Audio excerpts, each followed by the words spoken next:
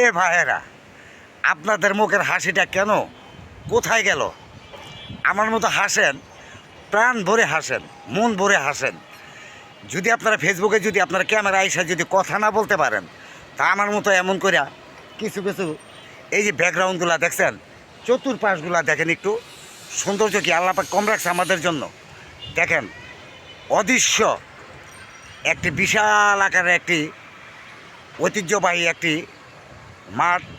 এই মাঠের ভিতরে মনে কর যে আইসা আমি ছোট্ট করে মনে কর যে আপনাদের টিপসের কিছু কিছু ভিডিও বানাই।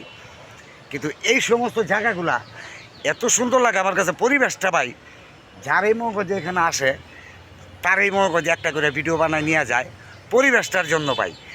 অথচ আমি দেখতেছি ফেসবুকে যারাই আমরা কাজ করতেছি আমার ভাই বোনেরা, একটার মুখও হাসি নাই। কেন রে ভাই? ও লাইক কম হইতেছে দেখা, কমেন্ট শেয়ার কম হয় দেখা আপনার মুখে হাসি নাই। যত দিবেন হাসি তত মনে কর যে গলার ভিতরে বাইন দিল পিড়িতের একটা করে ফাঁসি। তা আপনারা সবাই ভিডিও বানাবেন, যদি কথা না বলতে পারেন এই যেমন সুন্দর সুন্দর ব্যাকগ্রাউন্ড দিয়া ঘুরে আপনারা মনে করেন যে ভিডিওটা বানাবেন, ঠিক আছে?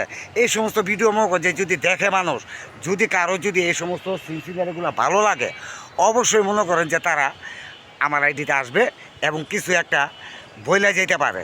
কারণ আপনারা ফেসবুকে হাসি আপনারা জানেন না, আমার কাছে হাসি আছে।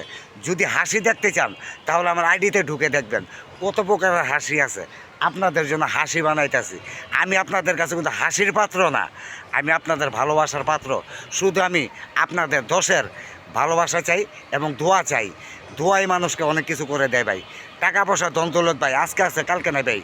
সকালবেলার ধনী রে তুই ফকির সন্ধ্যাবেলা, এই তো নদীর খেলা রে ভাই, এই তো নদীর খেলা। তো কিসের জন্য ভাই